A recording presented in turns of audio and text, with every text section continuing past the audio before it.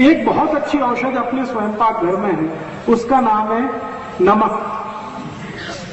बहुत अच्छी औषध। ये नमक क्या काम में आता है?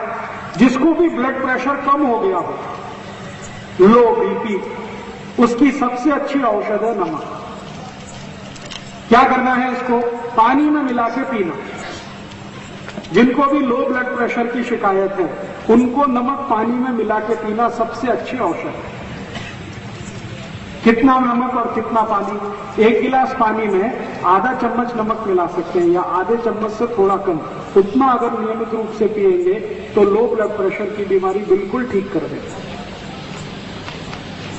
और यही नमक हाई ब्लड प्रेशर को भी ठीक करता है। लेकिन वो कैसे ठीक करता है?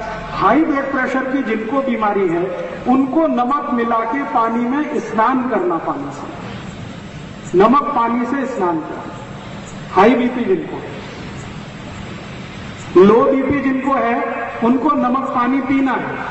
हाई बीपी जिनको है, उनको नमक पानी से स्नान करना। 1 बाल्टी पानी में 100 ग्राम नमक मिला दीजिए, इस नमक पानी से स्नान करिए। स्नान करते समय पानी को कभी सिर पर मत डालिए, सिर को छोड़कर पूरे शरीर पर डालिए। और स्नान करने के बाद शरीर को 5-7 मिनट ऐसे ही छोड़ दीजिए, उसको पोंछने का नहीं। नमक लगा है तो लगा रहने दीजिए, कपड़े पहन लीजिए और कभी भी साबुन मत लगाइए। तो आपको हाई ब्लड प्रेशर 15 से 20 दिन में ही ठीक हो जाएगा। नमक पानी से स्नान करें। हाँ, बहुत अच्छा सवाल आपने पूछा। कौन सा नमक? सबसे अच्छा जो नमक आता है वो सेंधा नमक, सबसे अच्छा। दूसरे नंबर पे जो नमक आता है काला नमक, और तीसरे नंबर पे नमक आता है वो क्रिस्टल फॉर्म का नमक, पाउडर नहीं, वो जो छोटे छोटे डेले में आता है ना क्रिस्टल, वो नमक। ये जो पाउडर वाला नमक आजकल बाजार में आ रहा है आयोडीन युक्त, ये तो बहुत ही खतरनाक है। सरकार ये जबरदस्ती सबको खिला रही है। हमने इसके खिलाफ मुकदमा किया हुआ भारत सरकार ने। भारत सरकार के विरुद्ध हमने सुप्रीम कोर्ट में मुकदमा किया हुआ। ये जो जबरदस्ती सबको आयोडीन युक्त नमक खिला रहे हैं ना, ये बहुत ही खराब है। आप कोई भी मत खाइए इसको, क्योंकि आयोडीन युक्त नमक कभी भी मत खाइए। क्यों नहीं खाएं वो जान लीजिए। दुनिया में जर्मनी, फ्रांस, जापान जैसे 24 देश हैं जिनमें आयोडीन युक्त नमक 20 साल पहले बैन कर दिया गया। कारण उसका क्या? इन सभी देशों में आयोडीन युक्त नमक खाने से एक गंभीर बीमारी आई जिसका नाम है नपुंसकता, इम्पोटेंसी। तो वहां के वैज्ञानिकों ने रिसर्च करके रिपोर्ट दिया कि इम्पोटेंसी का, नपुंसकता का सबसे बड़ा कारण है आयोडीन युक्त नमक। तो अमेरिका में, जर्मनी में, जापान में, सभी देशों में ये बैन कर दिया गया। फिर वहां का ये नमक भारत आ गया और भारत में सबको जबरदस्ती खिला रहे। तो हमने मुकदमा किया है सरकार के खिलाफ। तो एक दिन क्या हुआ कि भारत सरकार का एक अधिकारी वो आया अदालत में, मुकदमा होता है ना तो आना पड़ता है। तो हमने एक दिन उसको पूछ लिया कि भाई तुम ये जबरदस्ती क्यों खिला रहे हो सबको आयोडीन युक्त नमक? तो उसने कहा राजीव भाई बात ऐसी है कि हमारी भारत सरकार का फैमिली प्लानिंग फेल हो गया और जनसंख्या बहुत बढ़ गई, तो हम सबको जबरदस्ती आयोडीन युक्त नमक खिलाए। 4-5 साल में नपुंसकता आ जाएगी, तो बच्चे पैदा होना अपने आप कम हो जाएंगे, तो भारत की समस्या का परिहार समाधान हो जाएगा। ऐसी हरामखोर सरकार है। इसलिए मेरी आपको छोटी सी विनती है कि आप ये आयोडीन युक्त नमक बिल्कुल मत लाइएगा।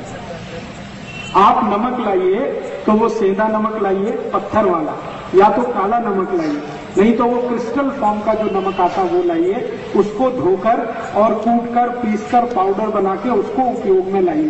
बाजार से पैकेट में बंद जिस पर लिखा हुआ है आयोडाइज्ड, वो कभी मत लाइए। और मैं आपको एक माहिती देता हूं कि आप बोलेंगे कि घेंगा रोग हो जाएगा, ग्वाइटर हो जाएगा, कभी नहीं होता। मैंने आज तक आयोडीन युक्त नमक नहीं खाया, मुझे घेंगा नहीं है। मेरे परिवार में किसी ने नहीं खाया, किसी को नहीं। क्यों नहीं होता घेंगा? मैं आपको बताता हूं। आयोडीन की जरूरत जितनी हमारे शरीर को है उतनी आयोडीन सभी दालों में होती है। ये जो तूर की दाल है, मूंग की दाल है, मसूर की दाल है, उड़द की दाल है, सभी में आयोडीन है। हल्दी में भी है। हरे पत्ते की सभी सब्जियों में आयोडीन है।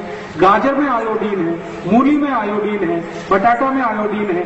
जमीन के अंदर से जितनी सब्जियां निकलती है सभी में आयोडीन है। शेंगदाने में तो सबसे ज्यादा आयोडीन है। इसलिए जीवन में जो भी हम भोजन कर रहे हैं ज्यादातर भोज्य पदार्थों में आयोडीन है।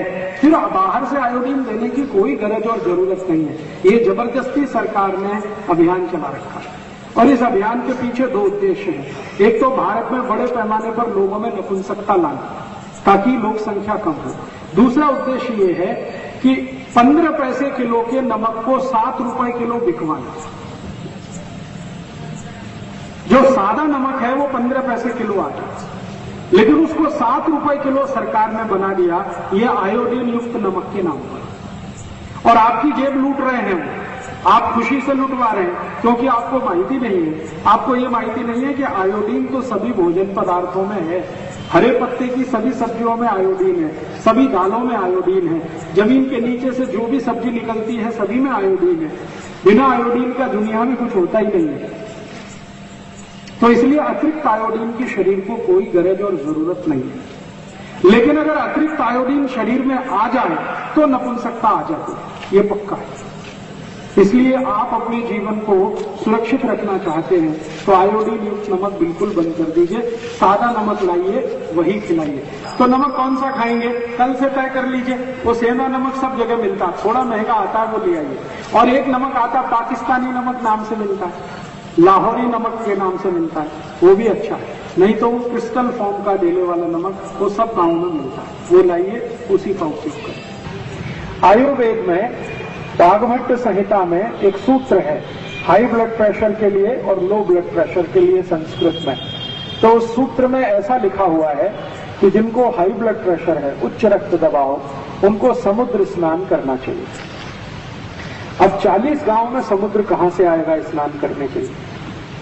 तो इसलिए मैंने आपको सरल करके बता दिया कि आप पानी को जब स्नान कर रहे हैं तो उसमें नमक मिला दीजिए, समुद्र तैयार हो गया।